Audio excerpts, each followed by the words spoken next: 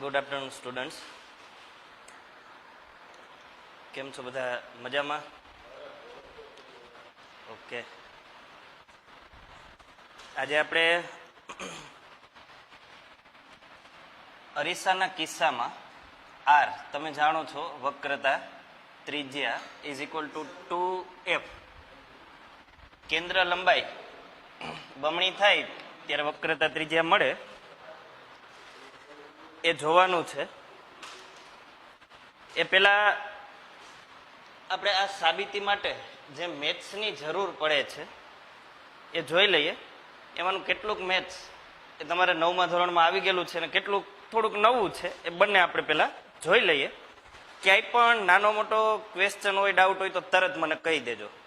કેમ કે જે કંઈ આપણે બોર્ડ ઉપર કરવાના છીએ એ બધું ટેક્સ્ટ બુકમાં કે ડાયજેસ્ટમાં ક્યાંય છે નહીં, અહીંથી જ થશે. એટલે ક્વેશ્ચન હોય નાનો મોટો તો તરત ક્લિયર કરી લેજો, બરાબર? હવે આપણે આગળ વધીએ.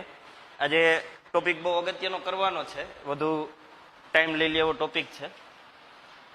તો પહેલા તો તમને બધાને ખબર હોય રાઈટ એંગલ ટ્રાયેંગલ, કાટકોણ ત્રિકોણ. જે ત્રિકોણમાં 3માંથી એક ખૂણો 90 અંશનો હોય એ કાટખૂણો છે અને આ ત્રિકોણ કાટકોણ ત્રિકોણ છે. આપણે નામ આપી દઈએ કાટકોણ ત્રિકોણ ABC. ત્રિકોણ ABC માં ખૂણો B 90 અંશનો છે એટલે ખૂણો B કાટખૂણો છે. કાટખૂણાની સામેની બાજુ એને આપણે 9મા ધોરણમાં મેથ્સમાં શું કીધું હતું? કર્ણ. હાઇપોટેન્યુસ લાઈન કર્ણ. AC કર્ણ છે, ખૂણો B કાટખૂણો છે. ઓકે. હા, હવે બીજું ધ્યાનથી જોજો અહીંયા મિત્રો. આપણે અહીંયા થોડી નવી ફોર્મ્યુલા આજે લેવાના છીએ. આપણે આજે વાત કરશું ખાસ કરીને આ ખૂણા C ની, જેને હું કહું છું ધારી લઈએ એ છે થીટા. આ સિમ્બોલ યાદ રાખજો, થીટા. આપણે ધારણા કરી ખૂણો C થીટા છે, બરાબર? હવે સાઇન, કોસ અને ટેન 3 મૂલ્ય આપણે આને મેળવશું. કેમ કે આ વાત જે આપણે સાબિત કરવાની છે એમાં આવશે. તો પેલા સાઇન C, ખૂણા C માટે આપણે સાઇનનો ઉપયોગ કરીએ, અથવા તો પેલા લઈ લઈએ આપણે સાઇન થીટા. સાઇન થીટા એટલે શું?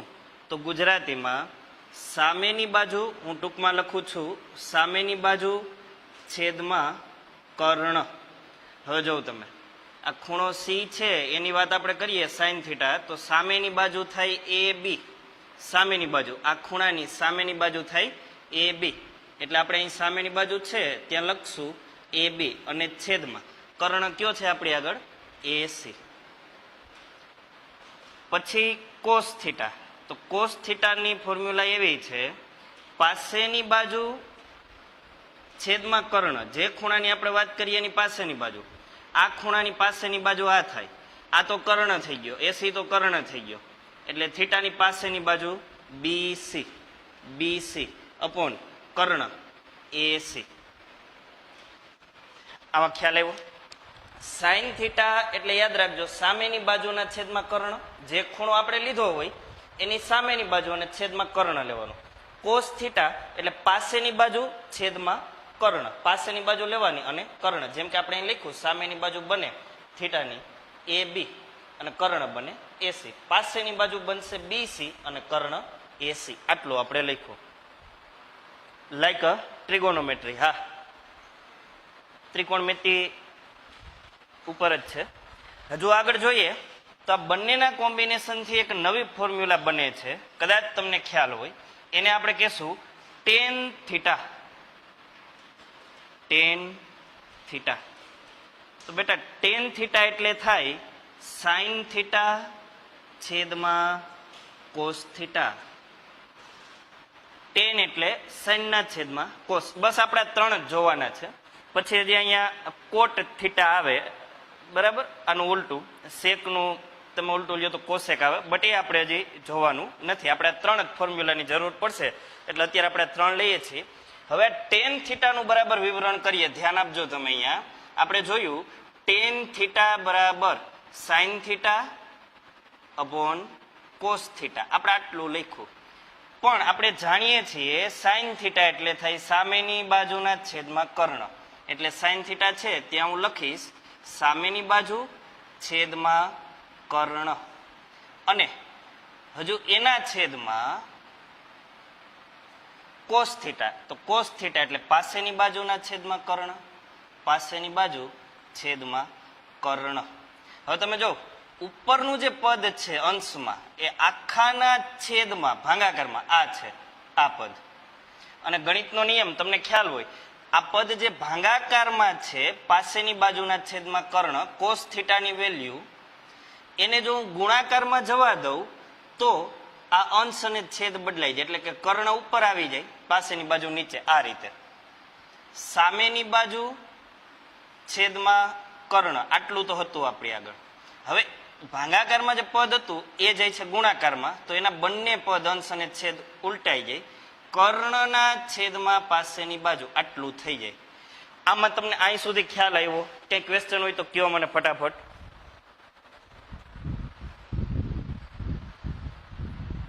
ઓકે, વેરી ગુડ, વ્યસ્ત થઈ જાય. છેદમાં જે પદ છે ભાગાકારમાં એ જો ગુણાકારમાં લઈ જઈએ એટલે અંશ અને છેદ એ બંને ઉલટાઈ જાય છે. એટલે કર્ણ ઉપર આવે અને પાસેની બાજુ નીચે છેદમાં આવે. અને હવે આ કર્ણ કર્ણ કેન્સલ થઈ જાય. એટલે શું રહે છે આપણી આગળ? સામેની બાજુ છેદમાં પાસેની બાજુ. કેની વેલ્યુ મળી આપણને? ટેન થીટાની. તો જેમ સાઇન થીટા એટલે સામેની બાજુના છેદમાં કર્ણ, કોસ થીટા એટલે પાસેની બાજુના છેદમાં કર્ણ, એવી જ રીતે ટેન થીટા એટલે થશે સામેની બાજુ છેદમાં પાસેની બાજુ. અને આપણા માટે ત્રિકોણમાં જે ખૂણો સી છે થીટા જેટલો, એના માટે આપણે વેલ્યુ મૂકીએ તો ઘણા બધા સ્ટુડન્ટ્સે કોમેન્ટમાં લખી પણ નાખ્યું છે ટેન થીટા એટલે સામેની બાજુ થશે AB છેદમાં પાસેની બાજુ થશે BC. ક્લિયર આટલું? તો આપણે સાબિતીમાં જે સૂત્રનો ઉપયોગ કરવાનો છે આપણે આ આવશે ટેન થીટા. એ એક આપણે ક્લિયર કર્યું. આટલું ક્લિયર થઈ ગયું તો હવે સેકન્ડ ટોપિક એના પછીનો જેને આપણે જરૂર પડવાની છે એ હું સ્ટાર્ટ કરું. આટલું ક્લિયર? કઈ ક્વેશ્ચન હોય તો કયો.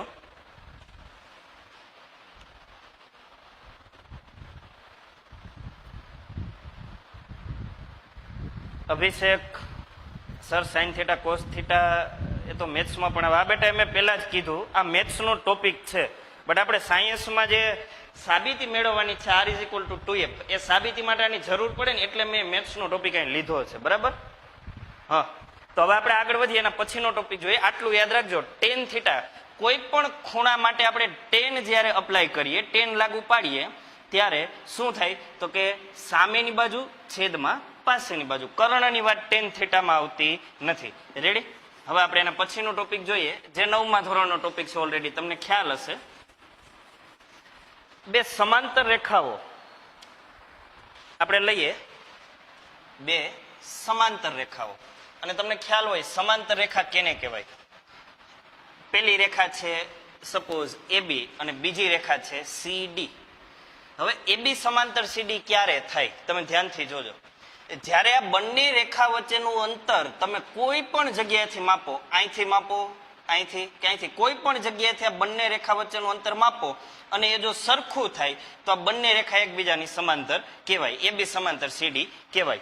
બરાબર? હવે આ સમાંતર રેખાઓની હું એક છેદિકા લઉં છું. છેદિકા એટલે બંને રેખાઓને છેદતી એક રેખા, જેને હું નામ આપી દઉં PQ. AB સમાંતર CD અને એની છેદિકા છે PQ. બરાબર? હવે 9મા ધોરણનું મેથ્સ એનો ક્વેશ્ચન તમે ટ્રાય કરો આન્સર આપવા માટે. બે સમાંતર રેખાઓની છેદિકાથી બનતા ખૂણા, બે સમાંતર રેખાઓની છેદિકાથી બનતા ખૂણા એને શું કહેવાય બેટા? ખ્યાલ હોય તો ફટાફટ આન્સર આપો.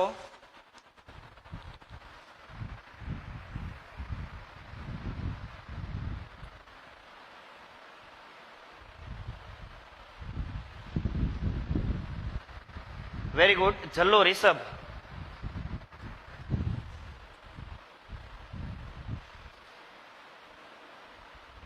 ઓકે, પહેલો એલો આન્સર આપ્યો છે કાલરિયા પ્રિયલ. વેરી ગુડ બેટા. યુગ્મ કોણ કહેવાય. સરસ. અને યુગ્મ કોણ હંમેશા સરખા માપના હોય. બરાબર. આ ખૂણો જેટલા માપનો હોય એટલા જ માપનો આ ખૂણો હોય. પછી છેદિકા આ જ રીતે હોય એવું જરૂરી નથી. ઝેડ બને સમાંતર રેખાઓ હોય, આ બંને આ અને આ રેખા સમાંતર હોય અને ઝેડ બને તો યુગ્મ કોણ હોય. પછી આમ પણ હોઈ શકે, આ પણ યુગ્મ કોણ છે. અહીંથી આપણે આમ લઈએ સીધી રેખા તો પણ થાય, કેમ કે આ 90-90 ના જ બનશે બંને 90 અંશ, અને એક કિસ્સામાં તો આ પણ 90 અંશ જ હશે. બરાબર. તો આ યુગ્મ કોણની વાત થઈ. આ તમને ખ્યાલ હોય 9મા ધોરણનો ટોપિક, યુગ્મ કોણ સરખા હોય. એ પણ આપણે આ સાબિતીમાં આવવાનું છે, એટલે આ એક યાદ રાખજો. યુગ્મ કોણ સરખા હોય, આપણી જે સાબિતી છે એમાં આ રીતનો ઝેડ બનશે. ક્લિયર આટલું?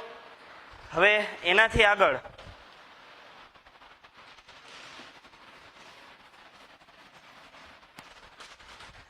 એક શબ્દ આવે છે રેડિયન. રેડિયન એટલે શું? રેડિયન ધ્યાનથી જોજો.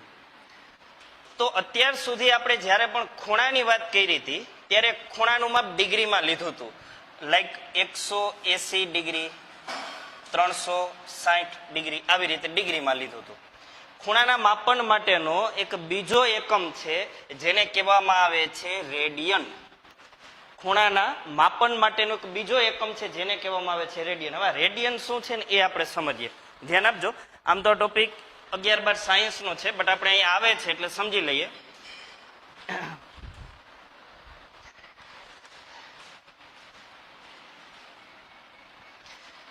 કોઈ વર્તુળ છે અને એનું કેન્દ્ર છે સેન્ટર.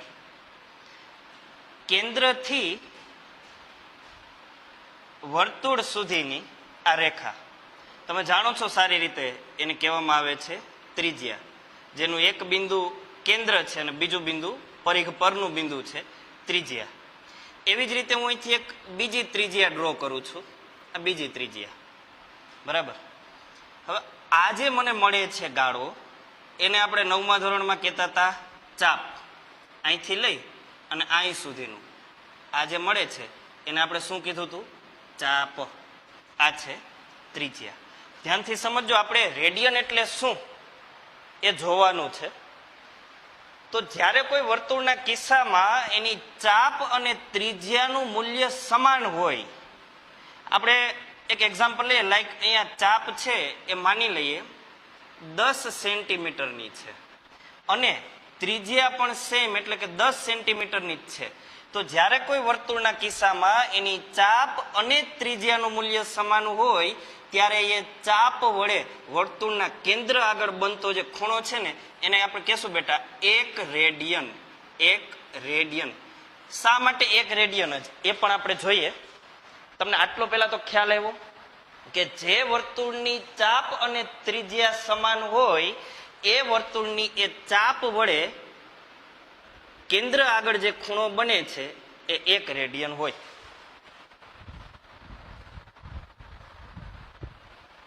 હા, લખો ચાપ.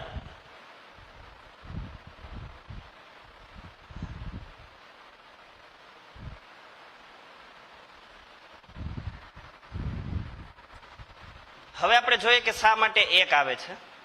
તો આપણે ખૂણા વિશે ઘણું બધું ભણ્યા છે 9મા ધોરણમાં. એક ખૂણાનું સૂત્ર આપવું હોય ને તો ચાપના છેદમાં ત્રિજ્યા થાય. ચાપના છેદમાં ત્રિજ્યા. હવે અહીંયા તમે એવું કરો તો 10/10 છેદ ઉડે અને આન્સર આવે 1. બરાબર. તો એક ખૂણાનું માપ થયું 1 એટલે આપણે કીધું 1 રેડિયન. અને સંપૂર્ણ એકમ વર્તુળ માટે તમે રેડિયનની ગણતરી કરો ને તો આવા 6 પાર્ટ તમને મળશે. આવા 6 ચાપ આવી તમને મળશે, 6 ખૂણા આવા મળશે. ત્યારે આખું વર્તુળ કમ્પ્લીટ થઈ જશે. 60 અંશ આપણે જેને કહેતા હતા એ 60 અંશના તમે 6 ખૂણા લઈ લ્યો. 60 ગુણ્યા 6 એટલે આખું વર્તુળ 360 ડિગ્રીનું થઈ જાય. બરાબર છે. એ ઉપરાંત રેડિયન વિશે વધારે માહિતી તમારે જોતી હોય તો જોકે જેની આપણે જરૂર નથી છતાંય હું તમને કહી દઉં, રેડિયન એના માટે તમે એવું લખી શકો, ધ્યાનથી જોજો, રેડિયન બરાબર પાઈના છેદમાં 180. પાઈ તમે સારી રીતે જાણો છો, પાઈનું મૂલ્ય કેટલું હોય? 3.14, સોરી 180 ના છેદમાં પાઈ. પાઈનું મૂલ્ય કેટલું હોય? 3.14. જોકે 3.14 આપણે ફિક્સ મૂલ્ય લઈએ છીએ, ઓરિજિનલ મૂલ્ય તો મોટું છે, 3.1415 સમથિંગ છે. એટલે આ તમે કરો તો પણ તમને રેડિયન મળે.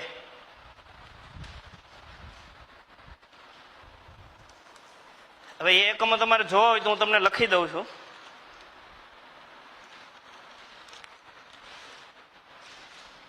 .180 ના છેદમાં પાઈ, પાઈનું આપણે મૂલ્ય લઈએ તો 3.1415926 આટલું મૂલ્ય આપણે લીધું છે.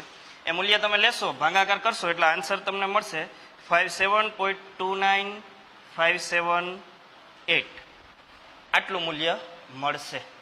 અને નિયર અબાઉટ જોઈએ તો તમે જાણો છો આ પાછળના બધા જે આંકડા છે, પોઈન્ટ પછીનો એક આંકડો અને એના પછીના આંકડા, એ આપણે અહીંથી દૂર કરીએ તો નિયર અબાઉટ આશરે વેલ્યુ તમને મળશે 57.2 ની જગ્યાએ એના પછીનો આંકડો 3 આવી જાય, પાછળ આપણે શૂન્ય મૂકી શકીએ. આશરે મૂલ્ય તમને આટલું મળશે રેડિયન માટે.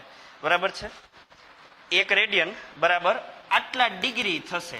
ડિગ્રીનું રેડિયનમાં કન્વર્ઝન, અત્યાર સુધી આપણે જે ખૂણા જોઈએ એ ડિગ્રીમાં હતા. જેમ કે આપણે એ વાત કરી કે સમબાજુ ત્રિકોણ હોય તો 60 અંશના ખૂણા હોય 3, એમાં તમને ખ્યાલ છે. સમબાજુ ત્રિકોણ એમાં 60 અંશના ખૂણા હોય, આપણે બોલતા હતા ડિગ્રી. હવે આપણે રેડિયનની વાત કરી તો રેડિયનને ડિગ્રીમાં ફેરવવું હોય તો એના માટેની આ ફોર્મ્યુલા છે 180/π. એટલે એક રેડિયન બરાબર આપણે કેલ્ક્યુલેશન કરી તો આટલા ડિગ્રી મળ્યું 57.30. આપણે અહીં લખીએ, એક રેડિયન બરાબર 57.30 ડિગ્રી. ખ્યાલ આવે છે દરેકને? અને એવી જ રીતે તમારે જો ડિગ્રીમાંથી રેડિયનમાં કન્વર્ઝન કરવું હોય તો એ થશે 1 ડિગ્રી બરાબર 0.0174533 રેડિયન. 0.0174533. ફરીથી કહી દઉં, આ જે અહીંયા લખ્યું છે તમારે યાદ રાખવાની જરૂર નથી, બટ આપણે રેડિયન આ સાબિતીમાં આવે છે એટલે તમારે ખાલી એટલું યાદ રાખવાનું છે કે જે વર્તુળની ચાપ અને ત્રિજ્યાનું મૂલ્ય સમાન હોય એ ચાપ વડે વર્તુળના કેન્દ્ર આગળ બનતો ખૂણો 1 રેડિયન થાય. શા માટે? તો કે ખૂણો એટલે ચાપના છેદમાં ત્રિજ્યા કરો, બે સરખું હોય, 10 10 કે 20 20 કે 3 3 જે કાંઈ હોય સમથિંગ, તો એ છેદ ઉડીને 1 મળે એટલે 1 રેડિયન થાય. બરાબર? Radian is a SI unit of angle. ખૂણો માપવા માટેનો એક યુનિટ છે. જેમ આપણે અત્યાર સુધી ડિગ્રીમાં જોયા હતા ખૂણા, એવી રીતે હવે એક રેડિયન આવે છે. ક્લિયર આટલું? તો હવે આપણી જે મેઇન થિયરી છે એમાં આગળ વધીએ. કોઈને કાંઈ પણ ક્વેશ્ચન હોય અત્યાર સુધીમાં તો ફટાફટ પૂછી લ્યો. આ બધું જો ક્લિયર થઈ ગયું હોય તો આપણે સાબિતીમાં આગળ વધીએ અને તો જ આગળ વધી શકાશે. કેમ કે અત્યાર સુધી જે આપણે જોયું એ બધું આમાં આવવાનું છે.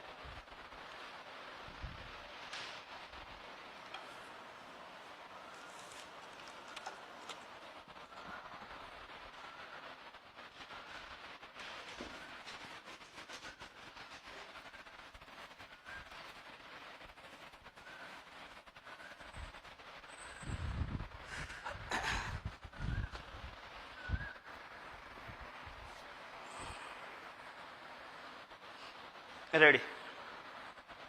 હવે લાસ્ટમાં આપણે જોયું હતું સમતલ અરીસો અને ગોલીય અરીસો.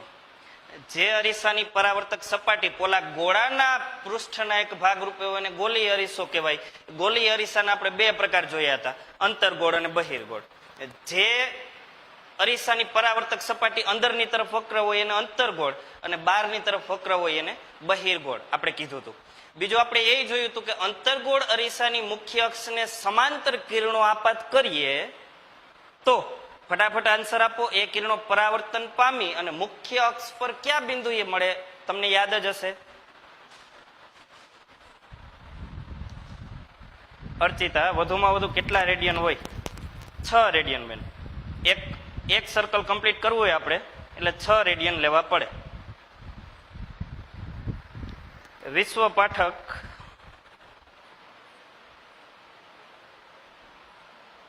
Yashvardhan very good. પહેલો આન્સર આપે છે એફ. બેટા તે સ્મોલ એફ લખ્યો છે, કેપિટલ એફ લખવો પડે. મુખ્ય કેન્દ્ર કેપિટલ એફ. અંતર્ગોળ અરીસાની વાત કરતા હોઈએ તો મુખ્ય કેન્દ્ર અને વક્રતા કેન્દ્ર એ એની પરાવર્તક બાજુ તરફ હશે.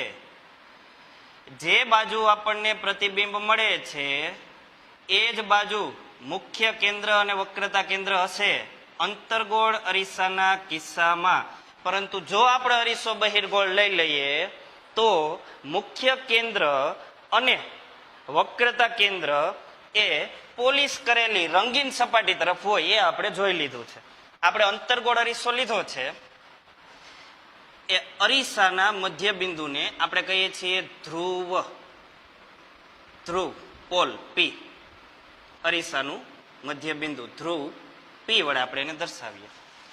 બીજું, અરીસો જે પોલા ગોળાના ભાગ રૂપે છે. પોલો ગોળો મેં તમને કીધું હતું કે જે ગોળાની અંદર કશું નથી એને પોલો ગોળો કહેવાય.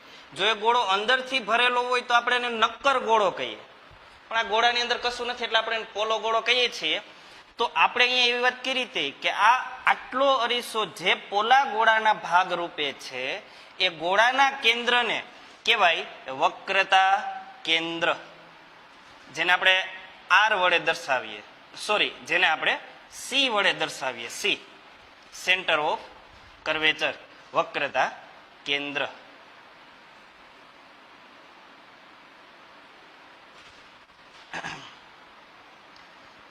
સી વક્રતા કેન્દ્ર ટૂંકમાં લખ્યું છે મેં.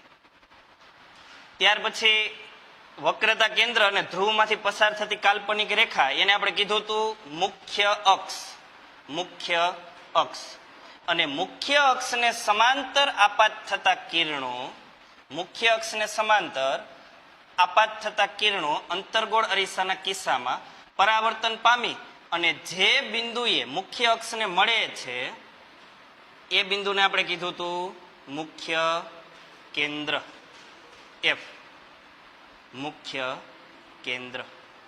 શા માટે આ રીતે જ પરાવર્તન થાય તો તમને ખ્યાલ હોય, આ સપાટી સાથે આપણે 90 અંશના ખૂણે કોઈ કાલ્પનિક લાઈનનો વિચાર કરીએ, કાલ્પનિક રેખાનો. એ રેખાને આપણે કીધું હતું લંબ, સપાટી સાથે દોરેલ લંબ 90 અંશના ખૂણે. તો એ લંબ સાથે આપાત કિરણ જે ખૂણો બનાવે છે એટલો જ ખૂણો પરાવર્તિત કિરણી બનાવે. મતલબ કે આપાત કોણ અને પરાવર્તન કોણ સમાન લે એ રીતે પરાવર્તન થાય. આપાત કોણની વ્યાખ્યા એવી છે, આપાત કિરણે આપાત બિંદુએ સપાટીને દોરેલા લંબ સાથે બનાવેલ ખૂણાને આપાત કોણ કહેવાય. એવી જ રીતે પરાવર્તિત કિરણે આપાત બિંદુએ સપાટીને દોરેલા લંબ સાથે બનાવેલ ખૂણાને પરાવર્તન કોણ કહેવાય. Small R small I. Angle of incident આપાત કોણ આઈ, એંગલ ઓફ રિફ્લેક્શન પરાવર્તન કોણ આર. બરાબર. તો આટલું આપણે જોયું હતું. હવે આ જ આકૃતિનો ઉપયોગ કરી અને આપણે આ સાબિતી મેળવવાના છીએ. સાબિતીમાં શું કીધું છે તો એ માટે એક બીજું તમને યાદ હોવું જરૂરી છે કે આ ધ્રુવથી લઈ અને વક્રતા કેન્દ્ર સી સુધીનું જે અંતર છે, ધ્રુવથી વક્રતા કેન્દ્ર સુધીનું અંતર, એને આપણે કીધું હતું વક્રતા ત્રિજ્યા કેપિટલ આર. અને એવી જ રીતે ધ્રુવથી મુખ્ય કેન્દ્ર સુધીનું જે અંતર છે એને આપણે કીધું હતું કેન્દ્ર લંબાઈ સ્મોલ એફ. બરાબર છે.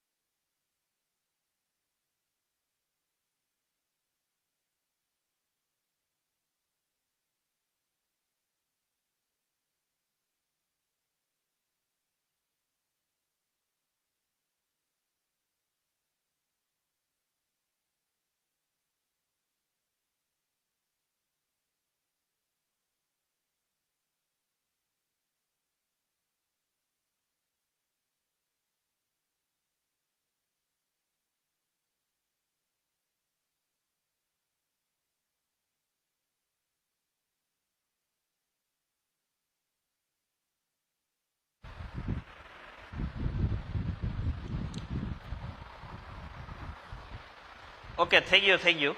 આવે છે હવે અવાજ?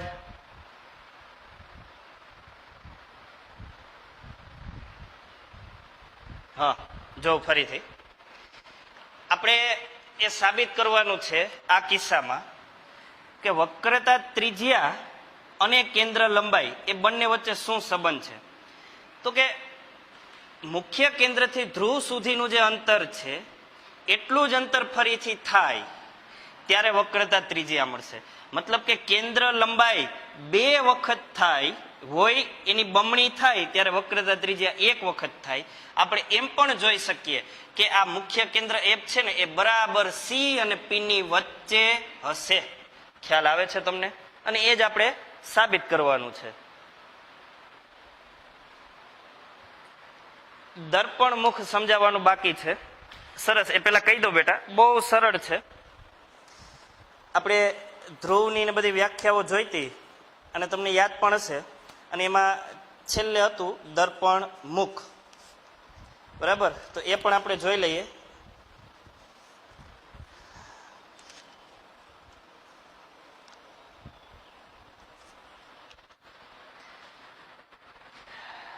દર્પણ મુખ ગોલીય અરીસાની પરાવર્તક સપાટીની ધાર, એટલે આ જે આપણે આટલો અરીસો લીધો છે આ એ જ છે દર્પણ મુખ.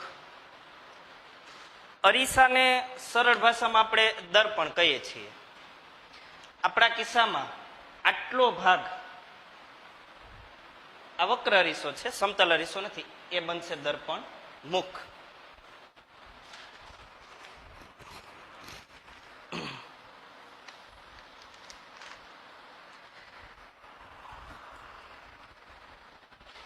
ગોલીય અરીસાની પરાવર્તક સપાટી એની વર્તુળાકાર ધારનો વ્યાસ, એટલે અહીંથી લઈ અહીં સુધી તમે લઈ લ્યો.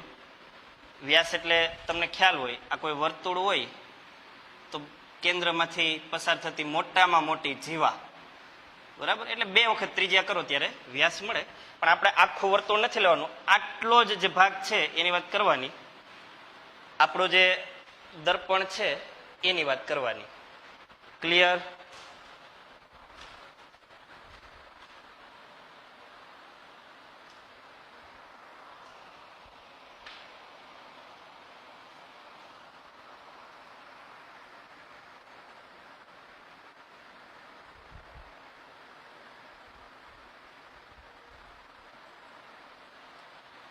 બહુ સરળ છે. ફરીથી કહું, ગોલીય અરીસાની પરાવર્તક સપાટી, એટલે આ બાજુ પરાવર્તક સપાટી છે, આ બાજુ એ પરાવર્તક સપાટી, એને આ વર્તુળાકાર ધારનો વ્યાસ, એટલે આ કિસ્સામાં તમે જોવું તો એમ થી લઈ અને એન સુધી, આને કહેશું આપણે દર્પણ મુખ. ફરીથી આપણા ટોપિકમાં આપણે આગળ વધીએ. આપણે એ સાબિત કરવાનું છે કે મુખ્ય કેન્દ્ર એફ છે ને એ સી અને પી ની બરાબર વચ્ચે છે. એટલે એફ થી પી સુધીનું અંતર કેન્દ્ર લંબાઈ એ બમણી કરીએ ને તો આપણને વક્રતા ત્રિજ્યા મળે. એમ પણ કહી શકાય કે વક્રતા ત્રિજ્યા કરતા કેન્દ્ર લંબાઈ અડધી હોય. એ હવે આપણે સાબિત કરવાનું છે. હવે એના માટે પહેલા તો હું અહીંયા ખૂણા પસંદ કરું છું. માની લઈએ આ કિસ્સામાં જે આપાત કોણ છે, ધ્યાનથી જોજો, આપાત કિરણ એ સપાટીને દોરેલા લંબ સાથે જે ખૂણો બનાવે છે, આપાત કોણ, એનું મૂલ્ય માની લઈએ આપણે થીટા છે. ધારો કે થીટા છે, બરાબર? થીટા. હવે આ કિસ્સામાં આપણે યુગ્મ કોણ વિશે વિચાર કરીએ તો ધ્યાનથી જો બેટા, આ આપાત કિરણ એ આ મુખ્ય અક્ષને સમાંતર છે. ફરીથી, આ આપાત કિરણ આ મુખ્ય અક્ષને સમાંતર છે અને વક્રતા કેન્દ્ર સી માંથી પસાર થતો લંબ એ તમે જો અહીંયા અને અહીંયા આપાત કિરણને આ પોઈન્ટ ઉપર અને પરાવર્તિત આ જે મુખ્ય અક્ષ છે એને આ બિંદુ ઉપર છેદે છે. મતલબ કે આ બંને આપાત કિરણ અને મુખ્ય અક્ષ એવી 2 સમાંતર રેખાઓ માટે આ છેદિકા બને છે. છેદિકા. તો છેદિકા વડે બનતો આ ખૂણો અને આ ખૂણો એ બંને યુગ્મ કોણ હોય, સરખા હોય, તો આ થીટા હોય તો આ ખૂણો પણ બનશે થીટા. ખ્યાલ આવે છે? ફરીથી, આપાત કિરણ અને મુખ્ય અક્ષ બંને સમાંતર છે અને માની લઈએ કે આ સી માંથી પસાર થતી કાલ્પનિક લાઈન, લંબ, સપાટી સાથે દોરેલો લંબ, એ તમે જોવો આપાત કિરણને આ બિંદુ એ અને મુખ્ય અક્ષને આ બિંદુ એ છેદે એટલે આ બંને સમાંતર રેખાઓની આ છેદિકા થઈ. તો છેદિકા વડે જે ખૂણા બને યુગ્મ કોણ કહેવાય. એટલે આ જો થીટા આપણે ધાર્યો હોય તો આ યુગ્મ કોણ બને ને થીટા જ હોય, બંને સરખા હોય. હવે આગળ બીજું, આ આપાત કોણ છે એ થીટા હતો તો આપાત કોણ જેટલો જ પરાવર્તન કોણ હોય એટલે આ પણ બનશે થીટા. આપાત કોણ અને પરાવર્તન કોણ સમાન હોય. હવે બીજા યુગ્મ કોણનો વિચાર કરીએ તો આ રેખા અને આ રેખા સમાંતર જ છે અને આ એની બીજી છેદિકા વિશે વિચાર કરો. પહેલી છેદિકા આપણે આ લીધી, ત્યાં બીજી છેદિકા લઈએ તો અહીંયા પણ તમે જો અહીંથી આમ ઝેડ બને છે. એટલે આ ખૂણો અને આ ખૂણો બે સરખા થાય. આ આખો ખૂણો થીટા પ્લસ થીટા 2 થીટા છે તો આ ખૂણો બનશે 2 થીટા. યુગ્મ કોણ, બે યુગ્મ કોણનો આપણે વિચાર કર્યો છે. એક યુગ્મ કોણ અહીંયા થીટા તો આ થીટા. બીજું અહીંથી તમે જો આટલું ઝેડ તો આ ટોટલ થીટા પ્લસ થીટા આપાત કોણ જેટલો જ પરાવર્તન કોણ હોય એટલે આપાત કોણ થીટા તો પરાવર્તન કોણ theta. Theta plus theta 2 theta એટલે આ ટોટલ 2 થીટા છે તો આ ખૂણો એ પણ બનશે 2 થીટા. હવે આગળ આપાત બિંદુ એથી મુખ્ય અક્ષ પર આપણે એક લંબ રેખા દોરીએ. લંબ રેખા, લંબ દોર્યો છે અને આ બિંદુને હું નામ આપું છું બિંદુ ક્યુ. બિંદુ ક્યુ. આ છે પી, ધ્રુવ પી.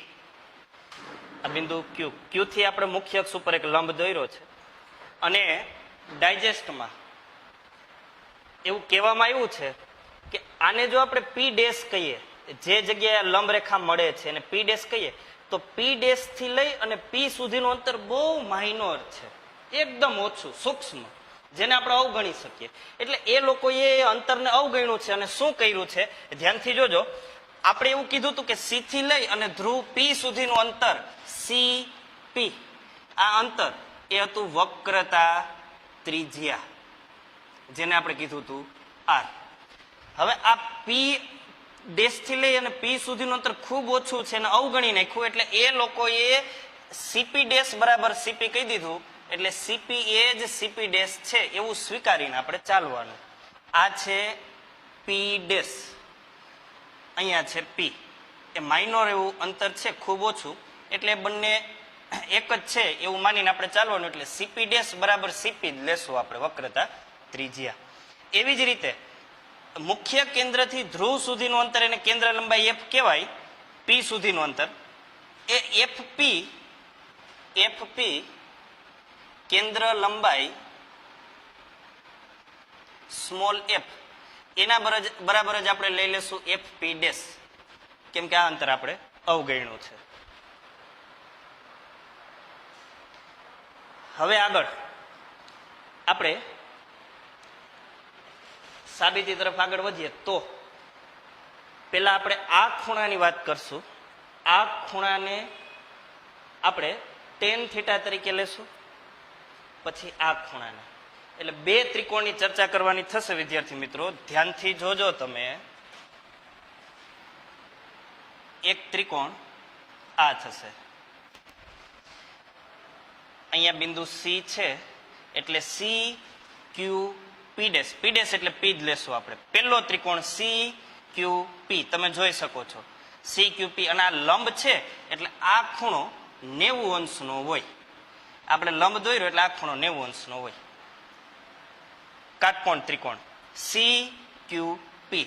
પેલા આ ત્રિકોણની વાત, પછી અહીંયા એફ છે, એફ મુખ્ય કેન્દ્ર એફ, ત્યાંથી બીજો ત્રિકોણ એફ ક્યુ પી.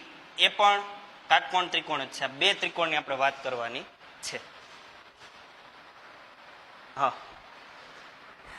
તો પેલા આપણે લખીએ ત્રિકોણ સી ક્યુ પી ડેશ અથવા તો પી માટે tan c એટલે કે tan થીટા અથવા તો આના બરાબર હું લઈ લઉં ખાલી થીટા રેડિયન, જેવી રીતે ડાયજેસ્ટમાં લીધેલું છે રેડિયન, ખૂણાનો બીજો એકમ થીટા રેડિયન ખાલી, બરાબર. તો થીટા બરાબર હવે શું થશે, ટેનની વાત કરીએ તો આપણે જોયું હતું ટેન એટલે સામેની બાજુ, આ ખૂણાની સામેની બાજુ ક્યુપી ડેશ અથવા તો ક્યુપી, અને એના છેદમાં પાસેની બાજુ એટલે સીપી ડેશ અથવા તો સીપી. તો ટેન થીટા એટલે સામેની બાજુ, હું અહીંયા લખી દઉં, સામેની બાજુ છેદમાં પાસેની બાજુ. આપણી પાસે ક્યુપી ડેશ, ક્યુપી ડેશ એટલે કે ક્યુપી આપણે લઈએ એ સામેની બાજુ થશે અને છેદમાં પાસેની બાજુ થશે સીપી ડેશ એટલે કે સીપી. પણ આપણે જાણીએ છીએ ક્યુપી નું મૂલ્ય એમને રાખીએ, સીપી એ છે વક્રતા ત્રિજ્યા આર. તો થીટાનું મૂલ્ય આપણને આટલું મળ્યું, આને કીધું સમીકરણ 1. હવે બીજા ત્રિકોણની વાત કરીએ તો ત્રિકોણ સી ક્યુ પી એની વાત થઈ ગઈ. હવે આપણે લઈએ એફ ક્યુ પી અથવા તો F Q P dash, but P dash એટલે પી એટલે આપણે લખશું ત્રિકોણ એફ ક્યુ પી માટે. એના માટે શું બનશે તો ટેન ટુ થીટા એટલે two theta radian, two theta બરાબર સામેની બાજુ છેદમાં પાસેની બાજુ. સામેની બાજુ તો સેમ રહેશે ક્યુપી, પાસેની બાજુ થશે એફપી. આ ક્યુપી એમનેમ અને એફપી બરાબર કેન્દ્ર લંબાઈ સ્મોલ એફ. તો ટુ થીટા આપણને મળ્યું ક્યુપીના છેદમાં સ્મોલ એફ. આને હું કહી દઉં સમીકરણ 2. અહીં સુધીમાં કંઈ ખ્યાલ નહીં હોય તો કયો મને, અહીં સુધીમાં કંઈ ના સમજાણું હોય, ડાઉટ હોય તો કયો મને.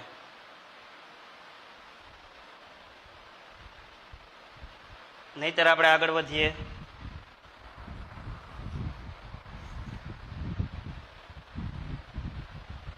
હા, છતાંય ફરીથી એક વખત કહી દઉં, આપણે બે ત્રિકોણ ધ્યાનમાં લીધા છે, બે ત્રિકોણ.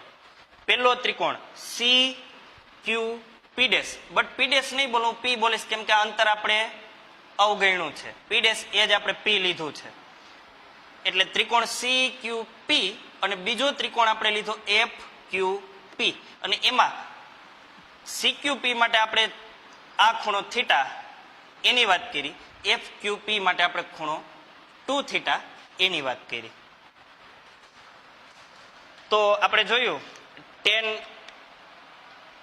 આ ખૂણાને ટેન અપ્લાય કરીએ આપણે, ટેન લાગુ પાડીએ તો સામેની બાજુ છેદમાં પાસેની બાજુ, એમ આખું ટેન સી નથી લખ્યું, એની જગ્યાએ લખ્યું થીટા રેડિયન. તો સામેની બાજુના છેદમાં પાસેની બાજુ ક્યુપી upon CP, but CP C થી પી સુધીનું અંતર એ વક્રતા ત્રિજ્યા આર જેટલું થાય એટલે ત્યાં આર મૂક્યું. એવી જ રીતે અહીંયા એફ પી મળે, મુખ્ય કેન્દ્રથી ધ્રુવ સુધીનું અંતર, કેન્દ્ર લંબાઈ સ્મોલ એફ એટલે એ મૂક્યું. બે સમીકરણ.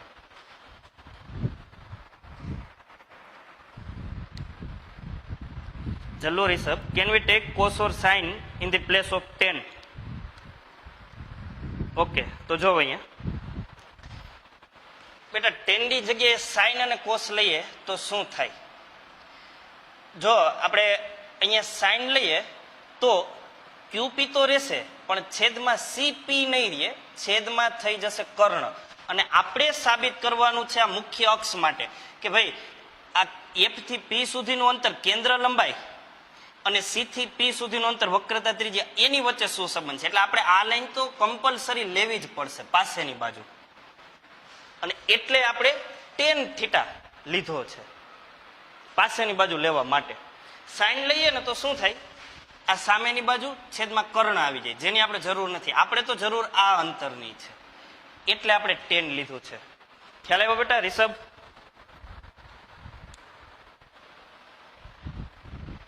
હા, હવે સમીકરણ 2 એને ધ્યાનથી જો, અહીંયા છે ટુ થીટા, એમાં થીટાની જગ્યાએ અહીંયા થીટાની જગ્યાએ આ જે થીટા છે એની જગ્યાએ હું થીટાની આ વેલ્યુ મૂકીશ QP ના છેદમાં R અહીંયા. એટલે આપણે એમ લખશું. સમીકરણ 2 માં સમીકરણ 1 ની કિંમત મૂકતા પછી કોમા. તો સમીકરણ 2 આપણી આગળ આ છે 2 થીટા. થીટાની જગ્યાએ આપણે ક્યુપી અપોન આર મૂકીએ તો અહીંયા સાઈડમાં લખું છું આ રીતે થશે. 2 ઇન્ટુ થીટા એટલે 2 ઇન્ટુ થીટા એટલે ક્યુપી ના છેદમાં R. QP upon R is equal to જે છે એમને ક્યુપી ના છેદમાં એફ. હવે તમે જો અહીંયા આ ક્યુપી ક્યુપી બરાબરની બંને બાજુથી કેન્સલ થાય. તો હવે શું બચે છે? ઉપર 2 નીચે આર ઇઝ ઇક્વલ ટુ અહીંયા કાંઈ નથી એટલે 1 છેદમાં સ્મોલ એફ. હજુ આગળ જોઉં ધ્યાનથી. આર અંશમાં જવા દઉં, 2 છેદમાં લઈ આવું એટલે આ બંને પદ પણ ફરી જાય. આ રીતે આરના છેદમાં 2 કરું, આર ઉપર ને 2 નીચે, તો એફ ઉપર અને 1 નીચે. ના લખો તો પણ કંઈ જરૂર નથી.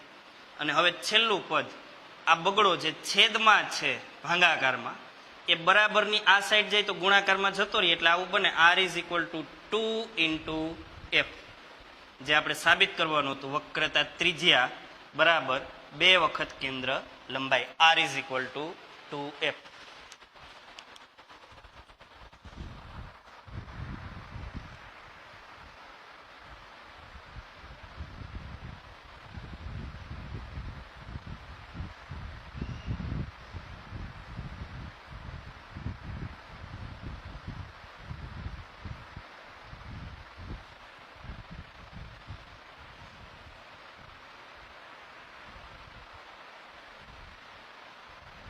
હા, એક બીજો ક્વેશ્ચન આવ્યો. કોસ લઈએ તો ચાલે?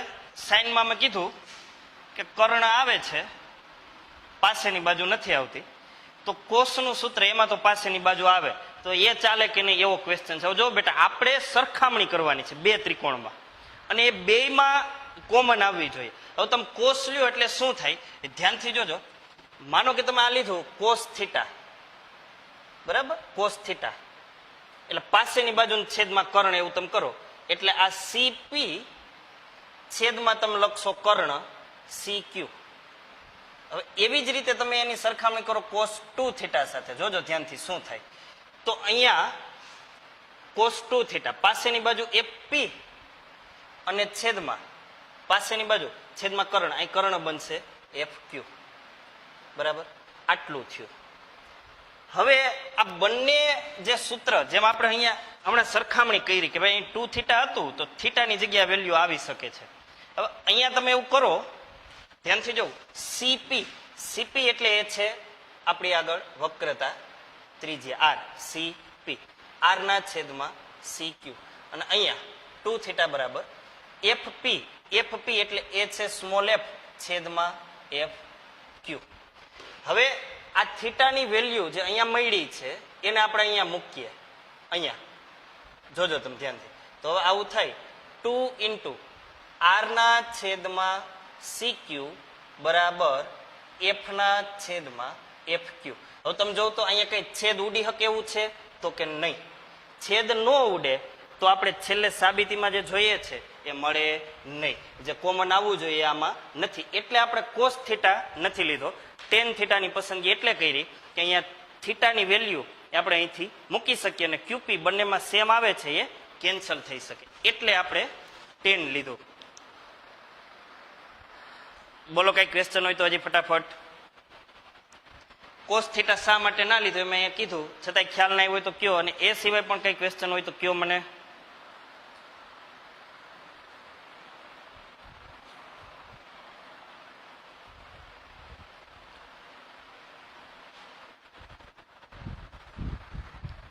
આકૃતિ દોરવાની છે કે ડાયરેક્ટ ગણતરી કરવાની છે? સહજ વડાડિયા. આકૃતિ કઈ રીતે દોરવાની, કઈ રીતે લખવાનું, હોમવર્ક શું કરવાનું એ બધું તમે આજે ટેન્શન ના લેતા, કેમ કે આજે હોમવર્કમાં તમને 3 PDF ફાઇલ મળશે. એમાંથી જોઈને જે રીતે એમાં છે એ જ રીતે તમારે સેમ હોમવર્ક કરવાનું છે. એટલે આજે હોમવર્કનું ટેન્શન ના લેતા, એમાં આ જ બધું છે. એમાં આકૃતિ પણ છે, એ જ રીતે તમારે દોરવાની અને એ જ રીતે સૂત્રની સાબિતી પણ મેળવવાની છે. એટલે એ હોમવર્કનું ટેન્શન અત્યારે ના લેતા. આકૃતિ હોમવર્કમાં મેં કીધું એમ પીડીએફ ફાઇલમાં છે એટલે તમારે દોરવાની છે. અને હા, બીજું એ પણ કહી દઉં, જે આપણે યુગ્મ કોણની વાત કરી, સરખા હોય કઈ રીતે બને યુગ્મ કોણ એટલે શું, પછી આપણે રેડિયનની વાત કરી, એ બધું પણ પીડીએફ ફાઇલમાં છે. એટલે તમને ક્યાંય ડાઉટ હોય તો એ ઘરે ક્લિયર કરવા થાય. ક્રિસ ડોબરી એકવાર પાછું, ઓકે બેટા, પાછું એક વખત સમજાવી દઉં, ધ્યાનથી જો.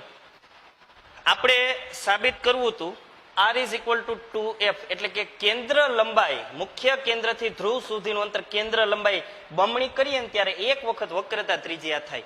અથવા તો f મુખ્ય કેન્દ્ર એ c અને p ની બરાબર વચ્ચે હશે, આવું આપણે સાબિત કરવાનું છે.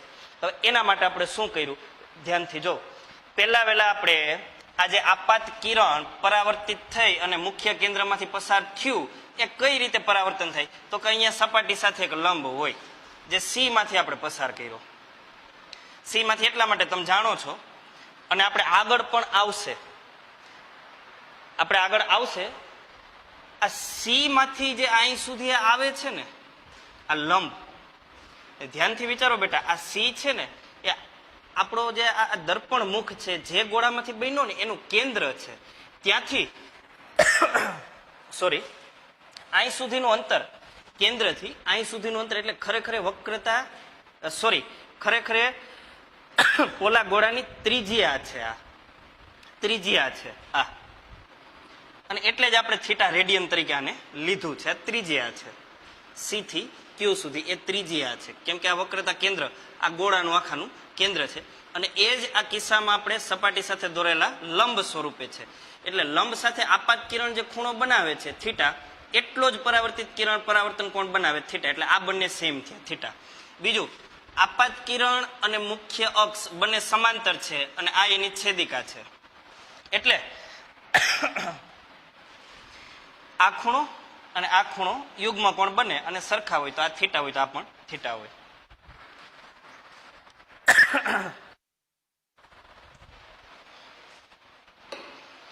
એવી જ રીતે બીજો એક યુગ્મ કોણ એનો વિચાર કરીએ તો અહીંથી આ પણ ઝેડ બને,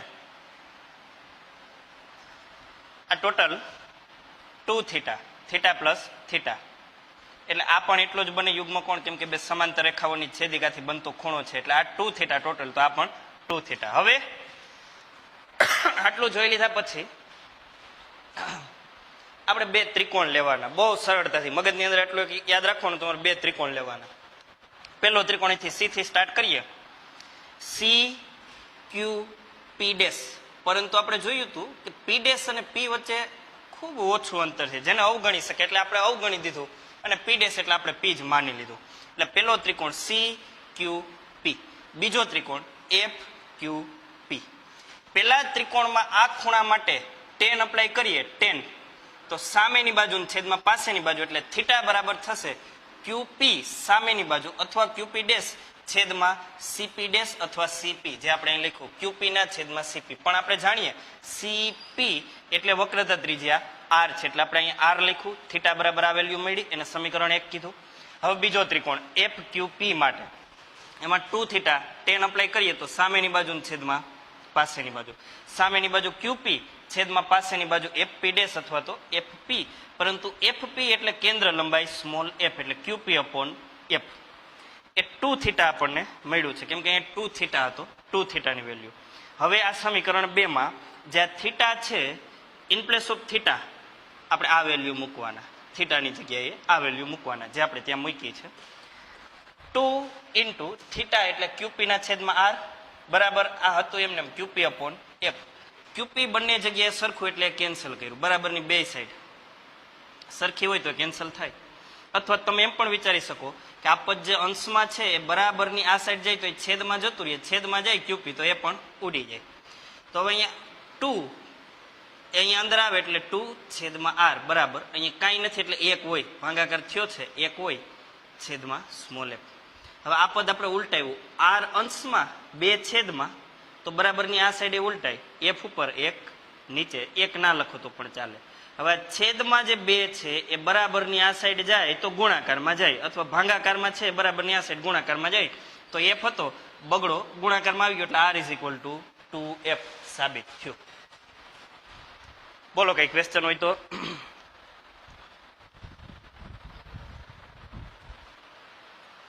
ડાયજેસ્ટની અંદર આપણે જે ટોપિક જોયો, એક ક્વેશ્ચન આપેલો છે, હું તમને જોઈ દઉં ક્વેશ્ચન નંબર.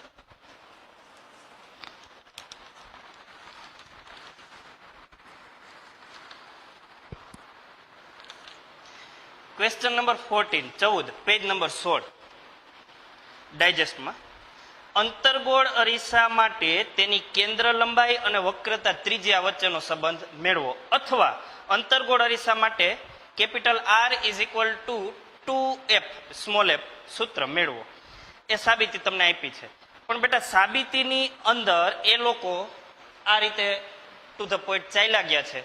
એમાં જે કઈ યુગ્મ કોણની વાત આવે, રેડિયનની વાત આવે, એ સ્વાભાવિક રીતે ન થઈ હોય, એ બધું તમે સમજી લીધું છે. અને એ ઉપરાંત મેં તમને એ પણ કીધું છે કે તમને આજે PDF ફાઇલ મળશે, એમાં યુગ્મ કોણ, રેડિયન, એ બધા વિશે માહિતી આપી છે. એ તમારે ફેરબુકમાં લખવાની છે, એ હું છેલ્લે કહીશ. હવે એના પછીનો ટોપિક આપણે સ્ટાર્ટ કરીએ.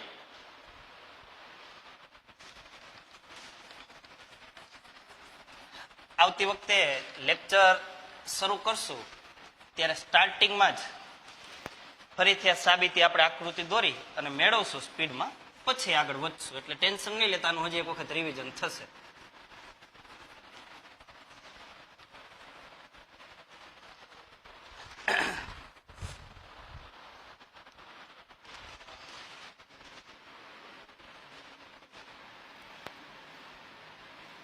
અંતર્ગોળ અરીસો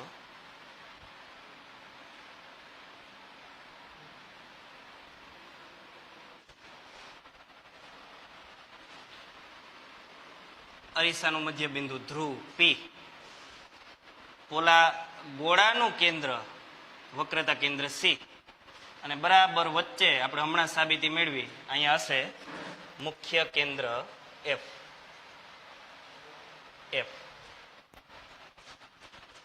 અને તમે જાણો છો કે અંતર્ગોળ અરીસાની મુખ્ય અક્ષને સમાંતર કિરણો આપાત કરીએ એટલે એ હંમેશા મુખ્ય કેન્દ્રમાંથી પસાર થાય. એટલે આ રીતે આપણે કોઈ આપાત કિરણ લઈએ મુખ્ય અક્ષને સમાંતર, આપાત કિરણ, આ છે મુખ્ય અક્ષ, તો એ કિરણ પરાવર્તિત થઈ અને મુખ્ય કેન્દ્રમાંથી પસાર થશે.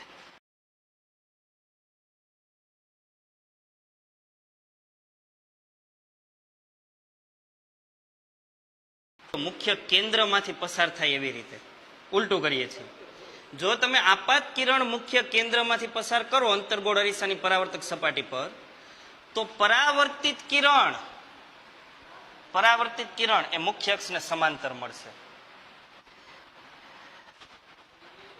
એ ઉપરાંત બીજું, જો વક્રતા કેન્દ્રમાંથી કોઈ કિરણ આપાત કરવામાં આવે, વક્રતા કેન્દ્રમાંથી કોઈ કિરણ આપાત કરવામાં આવે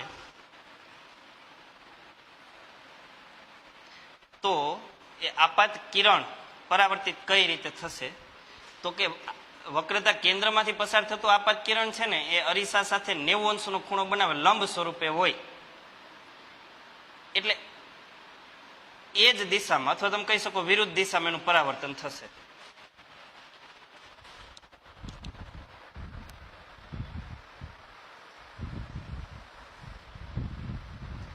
બહિર્ગોળ અરીસા માટે પણ બેટા સેમ કન્ડિશનમાં, પારસ સેમ કન્ડિશનમાં આપણે સાબિત કરી શકીએ.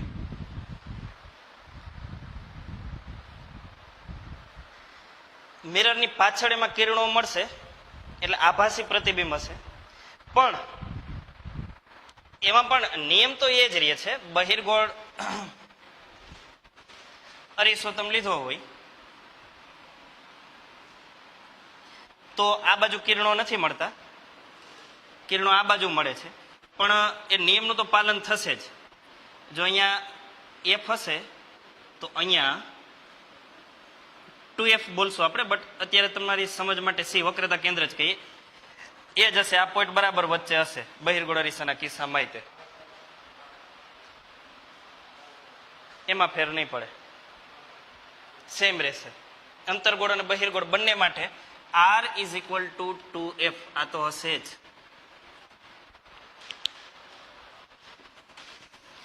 હવે અહીંયા આપણે એવી વાત કરી કે જો આપાત કિરણ મુખ્ય કેન્દ્રમાંથી પસાર થાય તો એનું પરાવર્તન મુખ્ય અક્ષને સમાંતર થાય, અને આપાત કિરણ મુખ્ય અક્ષને સમાંતર હોય તો પરાવર્તન મુખ્ય કેન્દ્રમાંથી થાય. બીજો કિસ્સો, જો વક્રતા કેન્દ્રમાંથી કિરણ આપાત કરવામાં આવે તો પરાવર્તન એ જ માર્ગે વિરુદ્ધ દિશામાં થાય. ક્લિયર આટલું? હા. ત્રીજી વાત, આપણે જાણીએ છીએ કે આ રીતે કોઈ ત્રાસુ કિરણ હું ધ્રુવ પર આપાત કરું, અરીસાનો ધ્રુવ, એમના પર કોઈ ત્રાસુ કિરણ આપાત કરું ધ્રુવ પર, તો આ જે મુખ્ય અક્ષ છે એ અરીસા માટે લંબ સ્વરૂપે છે. આપણે આગળ ચર્ચા કરી હતી, એટલે આપાત કોણ બને XYZ I, આપાત કોણ I, એટલો જ પરાવર્તન કોણ બને. એવી રીતે અહીંથી પરાવર્તન થાય. I is equal two R થાય, એવી રીતે પરાવર્તન થાય. જેટલો આપાત કોણ એટલો જ પરાવર્તન કોણ. હા, તો આપણે 4 કિરણોની વાત કરી. પહેલું કિરણ મુખ્ય અક્ષને સમાંતર, જ્યારે મુખ્ય અક્ષને સમાંતર કિરણ આપાત થાય ત્યારે એ કિરણ પરાવર્તન પામી અને મુખ્ય કેન્દ્ર F માંથી પસાર થાય. બીજું કિરણ આપણે જોયું હતું, મુખ્ય કેન્દ્રમાંથી જો આપાત કરવામાં આવે કિરણને, મુખ્ય કેન્દ્રમાંથી જો કિરણને આપાત કરવામાં આવે, આપાત કિરણ આ લેવામાં આવે તો એ કિરણ અરીસાની મુખ્ય અક્ષને સમાંતર પરાવર્તિત થશે. મુખ્ય અક્ષને સમાંતર. આ બંને કિસ્સા એકબીજાના વિરોધી છે. ત્રીજું કિરણ આપણે લીધું હતું આપાત કિરણ તરીકે વક્રતા કેન્દ્રમાંથી. જો વક્રતા કેન્દ્રમાંથી કિરણ આપાત થાય તો એ જ માર્ગે વિરુદ્ધ દિશામાં પાછું ફરે. આ આપાત કિરણ હોય તો એ જ માર્ગે વિરુદ્ધ દિશામાં કિરણ પાછું ફરશે, કારણ કે આ વક્રતા કેન્દ્રમાંથી પસાર થતી જે લાઈન છે, રેખા છે અથવા આપાત કિરણ છે, એ અરીસા માટે 90 અંશના ખૂણે આપાત થાય છે, એટલે એ જ માર્ગે પાછું ફરે. અને ચોથું કિરણ આપણે લીધું બેટા ધ્રુવમાં જતું ત્રાસુ કિરણ. જો લંબ સ્વરૂપે તમે કિરણ લેશો, લંબ સ્વરૂપે, તો એ જ માર્ગે એ પાછું ફરશે. આ મુખ્ય અક્ષને તમે આપાત કિરણ તરીકે લ્યો તો અહીંયા લંબ સ્વરૂપે જ છે, લંબ સાથે કઈ ખૂણો ના બને, 0 અંશ આપાત કોણ, એટલે પરાવર્તન કોણ 0 રહી અને આ દિશામાં જ પરાવર્તન થાય. પણ ત્રાસુ કિરણ જો આપણે આપાત કિરણ તરીકે લઈએ તો આપાત કોણ જેટલો હોય એટલો જ પરાવર્તન કોણ બને, એ રીતે પરાવર્તિત કિરણ મળે. એટલે ચોથું કિરણ આપણે લીધું P, ધ્રુવ પર. ધ્રુવ પર તો એ કિસ્સામાં પરાવર્તન કઈ રીતે થાય તો કે જેટલો આપાત કોણ હતો એંગલ ઓફ ઇન્સિડન્ટ I, એટલો જ પરાવર્તન કોણ બને I is equal two R થાય, એવી રીતે પરાવર્તન થાય. આ 4 કિરણો આપણે લીધા છે. હવે આ 4 કિરણોની મેં ચર્ચા શા માટે કરી એ તમને કહી દઉં. તો હવે આપણે અંતર્ગોળ અને બહિર્ગોળ અરીસા માટે અલગ અલગ આકૃતિઓ જોવાના છીએ કે વસ્તુને અલગ અલગ જગ્યાએ મૂકીએ તો પ્રતિબિંબ કઈ જગ્યાએ કેવું મળે છે. તો એના માટે આપણે આ 4 કિરણોનો ઉપયોગ કરશું. 4 માંથી કોઈ પણ 2 કિરણ તમે લ્યો તો પણ પ્રતિબિંબ મળે. પ્રતિબિંબ મેળવવા માટે આ વાત ખાસ યાદ રાખજો, કોઈ એક બિંદુ, કોઈ એક વસ્તુ, એનું પ્રતિબિંબ જો તમારે મેળવવું હોય તો પ્રતિબિંબ મેળવવા માટે ઓછામાં ઓછા 2 કિરણોની જરૂર પડે. 2 કિરણોની જરૂર પડે. અને એ આપણે હમણાં ઘણી બધી આકૃતિઓ જોવાના છે આગળના લેક્ચરમાં, એમાં આપણે 2 કિરણો લઈને જ કરવાના. એટલે કાં તો મુખ્ય અક્ષને સમાંતર કિરણ આપાત કર્યું હોય એ એક કિરણ લ્યો, બીજું કિરણ વક્રતા કેન્દ્રમાંથી લ્યો, એટલે 2 કિરણ થયા. પરાવર્તિત થઈ અને બંને કિરણો જ્યાં મળે ત્યાં પ્રતિબિંબ મળશે. આપણે આગળ જોવાના છીએ. એટલે પ્રતિબિંબ મેળવવા માટે ઓછામાં ઓછા 2 કિરણોની જરૂર પડે. આપણે અહીંયા 4 લીધા છે. 4 માંથી કોઈ પણ 2 કિરણોની મદદથી આપણે પ્રતિબિંબ મેળવશું. એટલે મેં આ 4 કિરણો લીધા છે. આ તમે 4 જે અહીંયા લખ્યા છે મેં પોઈન્ટ, એ ખાસ યાદ રાખજો કે આપાત કિરણ જો મુખ્ય અક્ષને સમાંતર લીધું હોય તો પરાવર્તિત કિરણ મુખ્ય કેન્દ્રમાંથી પસાર થાય. આપાત કિરણ મુખ્ય કેન્દ્રમાંથી લઈએ તો પરાવર્તન મુખ્ય અક્ષને સમાંતર થાય. વક્રતા કેન્દ્રમાંથી પસાર થતું આપાત કિરણ એ જ માર્ગે વિરુદ્ધ દિશામાં પરાવર્તિત થાય. અને ધ્રુવ પર ત્રાસુ કિરણ આપાત કરવામાં આવે તો જેટલો આપાત કોણ બનાવે એટલો જ પરાવર્તન કોણ રહે, એવી રીતે એનું પરાવર્તન થાય. આ 4 મુખ્ય મુદ્દા છે. આ યાદ રાખજો. 4 માંથી આપણે કોઈ પણ બે કિરણો લઈ અને આગળની આકૃતિઓ જોવાના છીએ. અહીં સુધીનું ક્લિયર બધાને?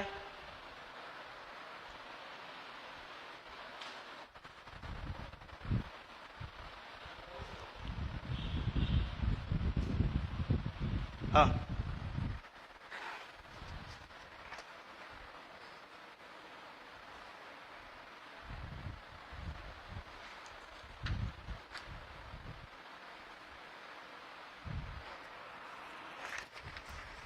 લાસ્ટમાં આપણે હોમવર્ક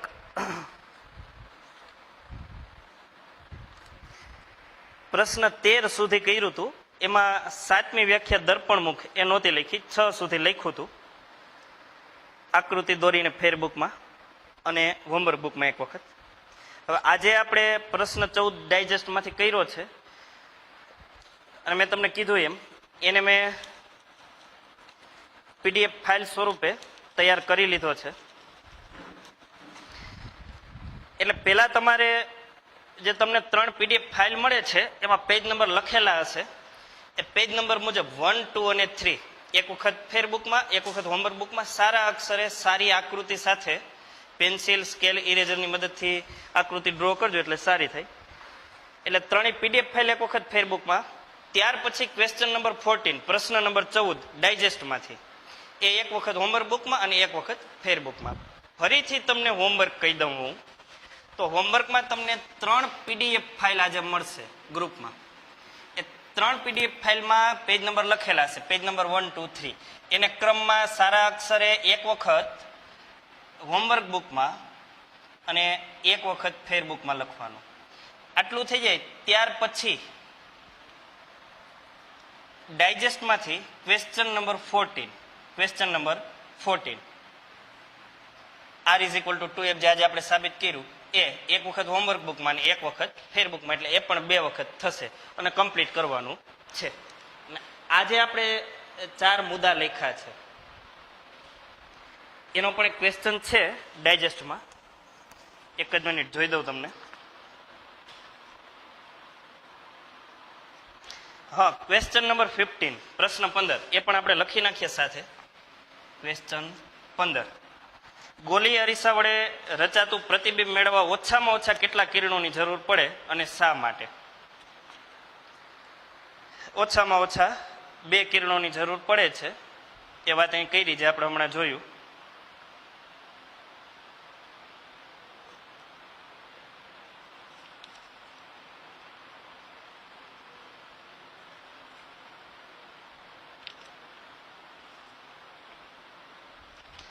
ત્યાર પછી પ્રશ્ન 16 જે આપ્યો છે, ગોલી અરીસા વડે રચાતું બિંદુવત વસ્તુનું પ્રતિબિંબ મેળવવા મુખ્ય કયા 4 કિરણોનો ઉપયોગ કરવામાં આવે? અંતર્ગોળ અને બહિર્ગોળ બંને અરીસા લઈ અને તમને સમજાવ્યું છે. બહિર્ગોળ અરીસામાં તમે જાણો છો વાસ્તવમાં કિરણો નથી મળતા મુખ્ય અક્ષ પર, એટલે આભાસી રીતે પાછળ ખેંચવા પડે છે.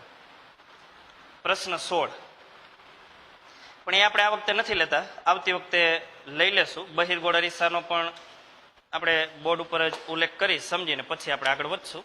એટલે અત્યારે તમારે આટલું કરવાનું છે. PDF ફાઇલ ક્વેશ્ચન 14 અને 15 ડાયજેસ્ટમાંથી આટલું એક વખત હોમવર્ક બુકમાં, એક વખત ફેરબુકમાં અને લર્ન કરવાનું છે, યાદ રાખવાનું છે. બરાબર, આટલું રાખીએ છીએ આજે આપણે. આવતી વખતે પાછા મળીએ આપણે. બરાબર, બાય, જય શ્રી કૃષ્ણ, જય હિન્દ.